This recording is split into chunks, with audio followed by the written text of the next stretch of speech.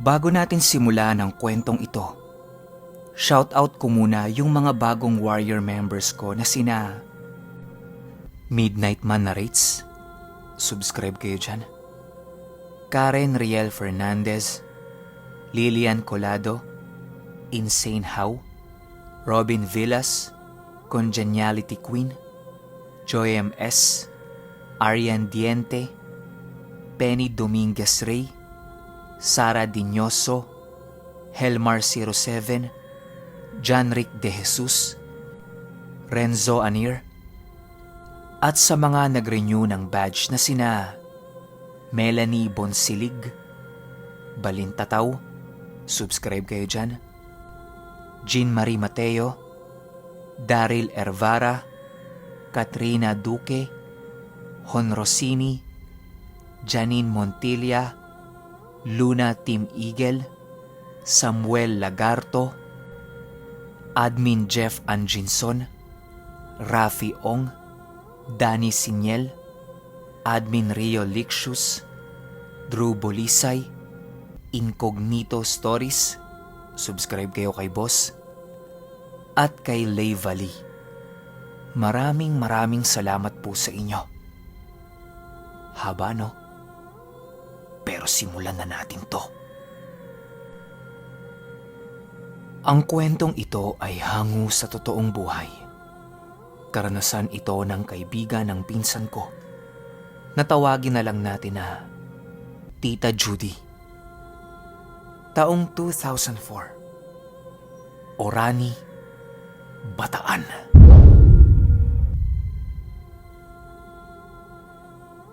Itong mga panahong ito, kasalukuyang nagbabakasyon itong si Tita Judy sa bahay ng tita niya, father side. Kaya nasaksihan lahat-lahat ni Tita Judy ang mga pangyayari nung nagbakasyon siya dito. Merong kaibigan nitong tita niya na naririnig niyang palaging nababanggit sa mga kwentuhan. Kesyo, uuwi na ng Pinas, may malalang sakit, dito magpapagaling, sa kanila uuwi, at kung ano-ano pa. Best friend pala yun ng tita niya. At tawagin na lang natin siya sa pangalang Isabel. Hindi niya tunay na pangalan. Si Isabel ay isang talento noon na nagtatrabaho sa Japan. Tapos nakapangasawa siya ng mayamang Hapon. First timer siya nung nakilala niya yung Hapon na yon. Kaya ang nangyari, tinapos lang niya yung kontrata niya sa agency at nagpakasal na sila nun. Maganda naman ang buhay niya kasama nung asawa niyang Hapon. Kaso lang, meron pala siyang matinding sakit na hindi niya alam. Ang masaklap pa, sobrang lala na nun. Ayon sa kwento ng tita niya na naririnig niya, matagal na palang merong iniindang sakit itong si Isabel sa kanyang ulo. Kapag nararamdaman niya yon, iniinuman niya lang ito ng mga painkillers. Ayaw niya rin kasing bumisita sa doktor.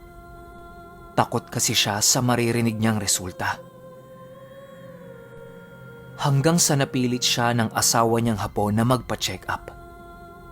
At ang naging resulta ng check up niya, stage 2 cancer. Dito na siya nagsimulang mawala ng pag-asa sa buhay niya. Depressed siya nun. Mabuti na lang, meron siyang mga alagang aso na nakakabawas sa pagiging depressed niya. At nandyan din yung asawa niya na todo kung sumuporta sa kanya. Pero kahit nandyan sila na pangpawala ng stress niya, mas lamang pa rin yung iniisip niyang sakit niya. Pamilya na lang niya ang iniisip niya, kaya patuloy pa rin siya sa mga regular na gawain niya sa buhay. Ilang taon ang lumipas kasabay ng pagpapagamot niya. Wala pa ring pagbabago yung sakit niya. Bagkus nakita ng doktor niya na mas lalo pang lumalala ito. Kaya ang pinayo sa kanya ng doktor, iwasan na lang yung mga dati niyang ginagawa. Baka kasi yun ang nagiging dahilan kung bakit mas lumalala yung sakit niya. Patagal ng patagal, pakiramdam niya sa sarili niya ay pahina din siya ng pahina. Di kalaunan, sa sobrang tigas ng ulo niya, tumindi palalo ang kanyang sakit. Sinabihan na siya ng doktor na kapag hindi siya nakinig sa lahat ng nagiging payo niya, hindi malabong magkaroon na ng taning ang buhay niya. Pero kahit narinig niya na ito, makulit talaga tong si Isabel. Hindi siya nakinig. Kaya ayun, nung huling check-up niya sa doktor, ang binigay sa kanya nito, 5 buwan na lang maaari nang bumigay ang katawan niya at tuluyan na siyang hindi makagalaw. O ang mas masaklap, pwede siyang mamatay. Nung narinig niya ang lahat ng sinabi ng doktor, pakiramdam niya sa sarili niya, patay na siya. Wala na eh. Marami na siyang hindi pwedeng gawin. Humiling siya sa asawa niya na kung pwede sana, sa mga natitirang buwan na pwede pa siyang makakilos, umuwi siya ng Pilipinas. Doon niya sana gustong magpagaling. Lahat kasi ginawa na nila sa Japan, pero hindi siya gumaling-galing. Magbabakasakali siya na baka doon merong pag-asa. Kahit alam naman niyang malabo. Pumayag naman yung asawa niya sa gusto niyang mangyari. Pero bago yan, humingi muna sila ng mga dokumento sa doktor nito. Bawal na kasi siyang magbiyahe-biyahe dahil sa kondisyon niya. At kapag umuwi siya ng Pilipinas, hindi na siya pwedeng bumalik sa Japan hanggat hindi siya gumagaling.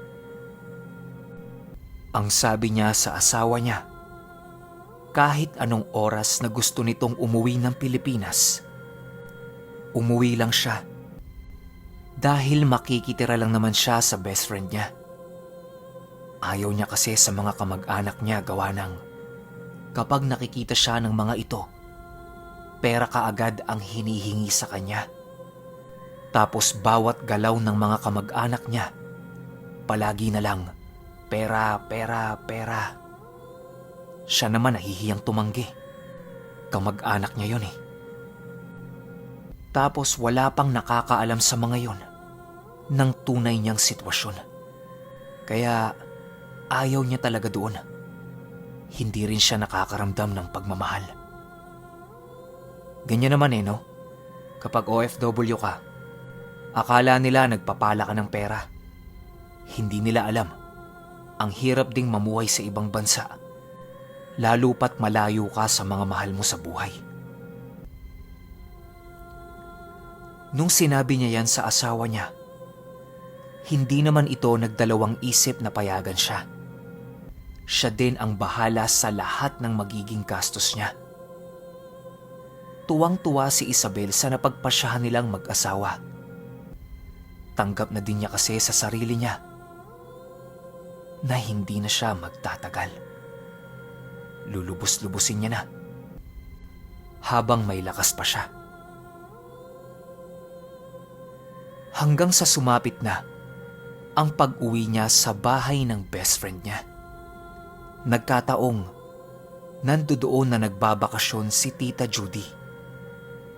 Ayon kay Tita Judy, halos kasing edad lang pala ito ng tita niya pero yung itsura nun, sobrang tanda na. Mahahalata mo talaga sa tao na yun na meron siyang matinding sakit. Pero sa pakikisama, wala siyang masabi dito. Bukod sa napakagalante nito, wala ring limit sa lahat ng klase ng libre. Ganon sila ka-spoiled kay Isabel. At sa asta ng ugali niya, animoy, wala itong sakit. Bukod kasi sa masiyahin nitong tao, malakas din siyang magpatawa. Kaya talaga namang nakakatuwang kasama. Madaling napalapit ang loob ni Tita Judy dito. Halos araw-araw kasama niya yon.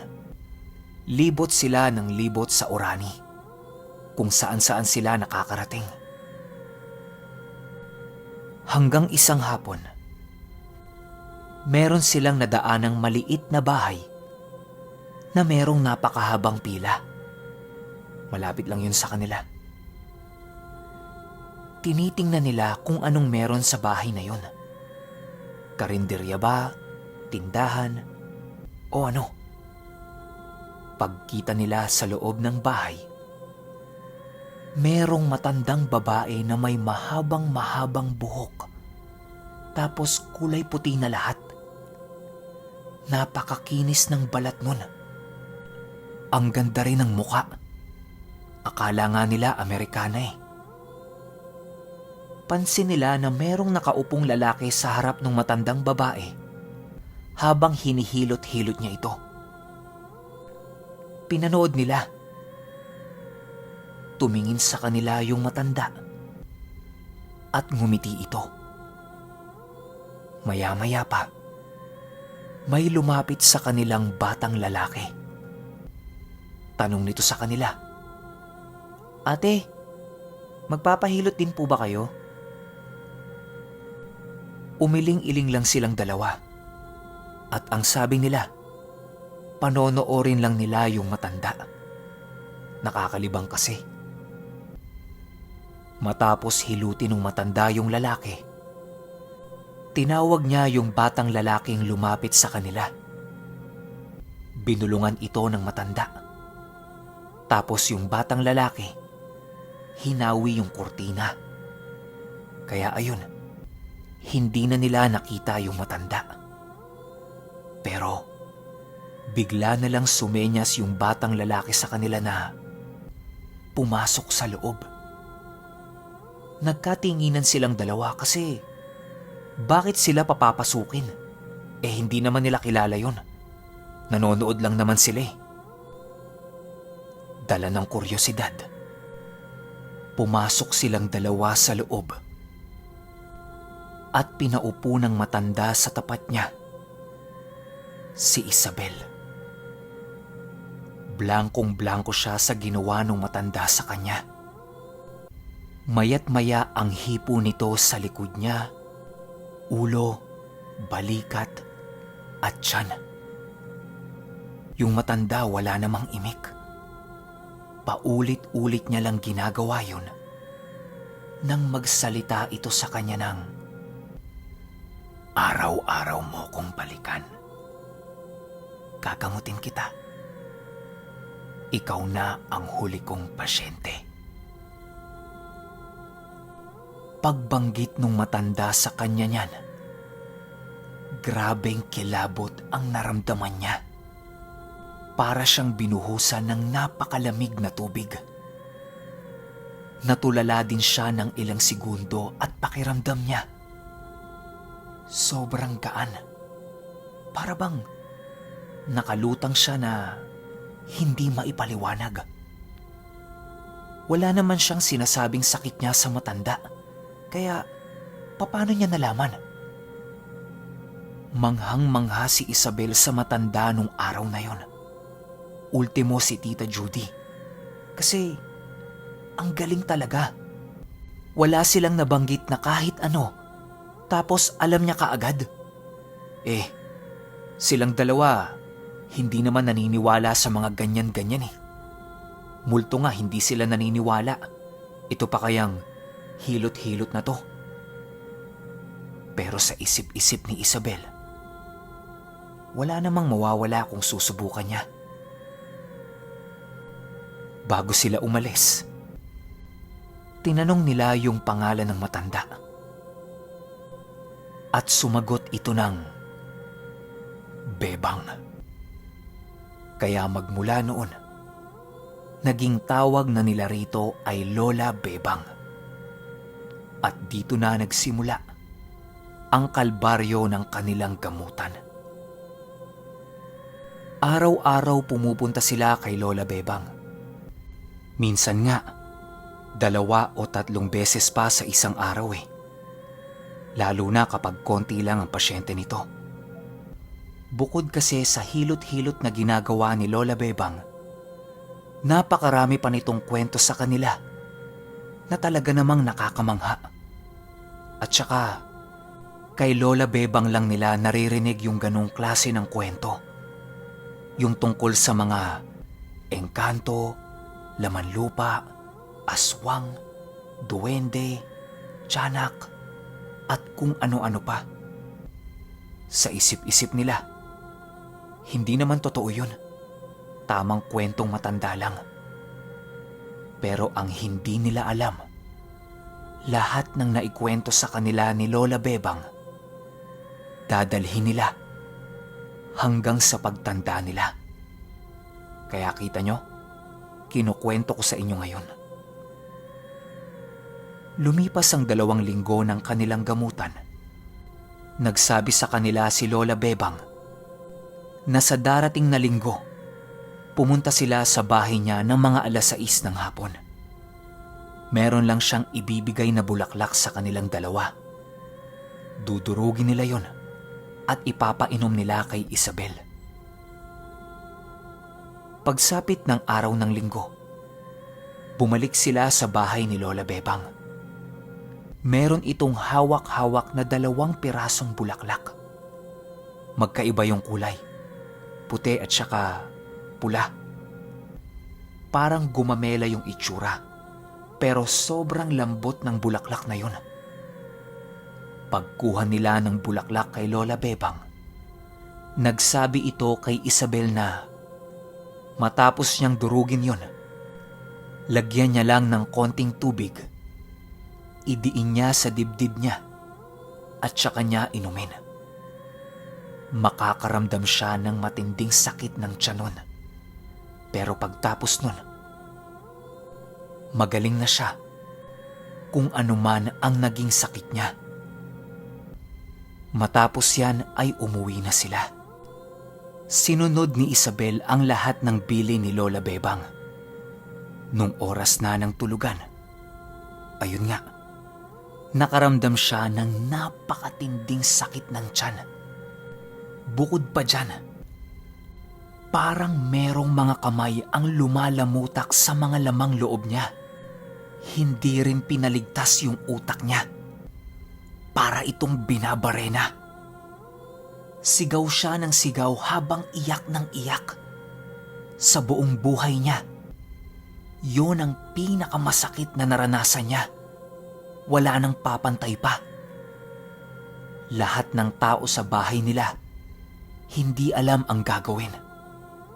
Isusugod na sana siya sa ospital nang bigla na lang siyang himatayin. Maniwala kayo o hindi, biglang sumulpot sa labas ng bahay nila si Lola Bebang. Meron itong hawak-hawak na mga bao at ang sabi niya, sindihan yun at papasukin yung usok sa loob ng bahay nila. Bilang kilala naman ni Tita Judy si Lola Bebang, sinabi niya yon sa mga kamag-anak niya. Walang pagdadalawang isip, sinunod nila yung sinabi ng matanda. Nung nakapagpausok na sila, nagpaalam na si Lola Bebang. Ang sabi niya kay Judy, bukas bumalik kaagad sila sa bahay dahil magaling na si Isabel. Kahit medyo nagdududa sila sa sinasabi nito, wala namang masama kung susunod sila, di ba?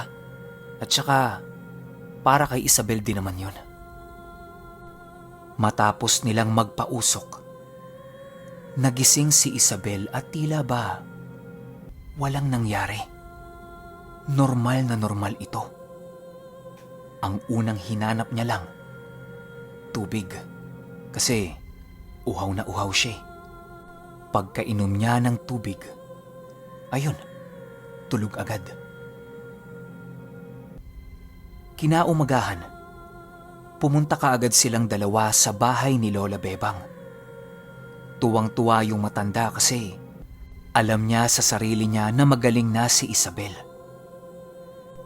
Hinawakan niya ang mga kamay nito at pinakikiramdaman.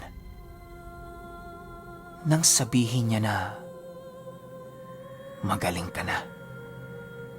Nagawa ko na ang huling misyon ko. Salamat. Ang tagal kitang hinintay." Nagtinginan si Tita Julie at si Isabel. Tanong ni Isabel kay Lola Bebang, "Ha? Teka po, ano po bang sinasabi niyo, Lola? Kailan lang po tayo nagkita, di ba?"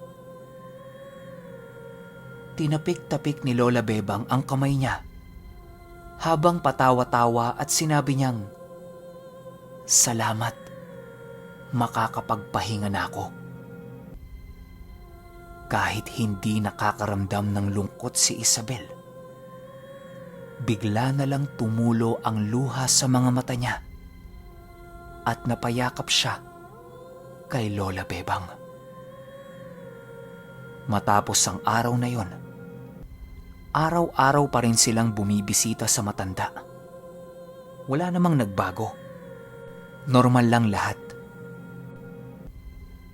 Hanggang sa dumating na yung araw na umuwi yung asawa niya para bisitahin siya at para din magpa-check up. Pagdating ng asawa niya, mga ilang araw lang silang gumala, naghanap ng espesyalista at nagpa-check up na si Isabel. Maniwala kayo o hindi, lahat ng record niya na nanggaling sa Japan na meron siyang cancer na papunta na ng stage 3, nawala. Ni bakas nun, hindi makita ng doktor. Hindi kumbinsido yung asawa niya sa naging resulta. Kaya ang ginawa nila, sa ibang ospital naman sila pumunta. Lumuwas pa sila ng Maynila para makasiguro. Pero wala talaga. Gumaling si Isabel dahil kay Lola Bebang. Hindi pa rin sila nakontento. Kung saang-saang ospital pa rin sila pumunta, pero yun at yun talaga ang resulta. Kaya ang ending, bumalik sila sa Bataan para pasalamatan si Lola Bebang. Pagbalik nila doon, may mga kasama ng tauhan itong asawa niya. At uulitin ko na naman, maniwala kayo o hindi, pagpunta nitong mag-asawa sa bahay ni Lola Bebang, meron silang inabot dito na isang bag na punong-puno ng pera. Magkano yon? 1,000,000 piso. Inaabot nila kay Lola Bebang yon pero ayaw tanggapin. Pinipilit nila yung matanda pero ayaw talaga. Ang sabi lang nito sa kanila, "Hindi ko kailangan yan. Masaya na ako at nagamot ko na ang huling pasyente ko. Salamat." Iyak ng iyak si Isabel dahil sa ugali ni Lola Bebang. Sa isip-isip niya, bakit ganyan ka? Ano bang meron? Bakit sobrang bait mo? Ang dami pang tanong sa isip niya. Pero alam naman niyang walang makakasagot nun. Kahit itanong niya kay Lola Bebang yon, wala rin siyang makukuhang sagot dito. Matapos ang araw na yun, inasikaso niya lahat ng kailangan niyang papeles para makabalik na siya ng Japan. Inabot din siya ng 2 o 3 linggo nun sa Maynila. Nung tapos na at lahat aprobado na, balik na naman siya sa Bataan. Pagbalik niya sa bahay ng best friend niya, bumungad sa kanya ang isang napakalungkot na balita. Patay na si Lola Bebang. Nung araw na umalis siya papunta ng Maynila, kinaumagahan nun, bigla na lang hindi nagising si Lola Bebang. Lahat ng mga tao sa kanila pilit na ginigising siya. Pero wala. Wala talaga. Isinugod din nila sa ospital yon. Kaso lang, wala ring nangyari. Nung binalik nila ito sa bahay niya, may isang lalaki ang pumunta sa lamay niya at nagsabi ng, "Tapos na ang babay lang yan sa misyon niya. Sinundo na siya ng mga diwatang sinasamba niya." Yung lalaki na nagsabi nun, yun na yung una't huling kita nila doon. Hindi naman nila kilala yun eh. Tapos kung umasta sa lamay, para bang kilalang kilala niya si Lola Bebang. At ayun nga, tuluyan nang gumaling si Isabel. At hanggang ngayon, araw-araw siyang nagpapasalamat dahil buhay pa siya. Utang niya din ang buhay niya dito. At ni konting kapalit, walang hiningi sa kanya si Lola Bebang.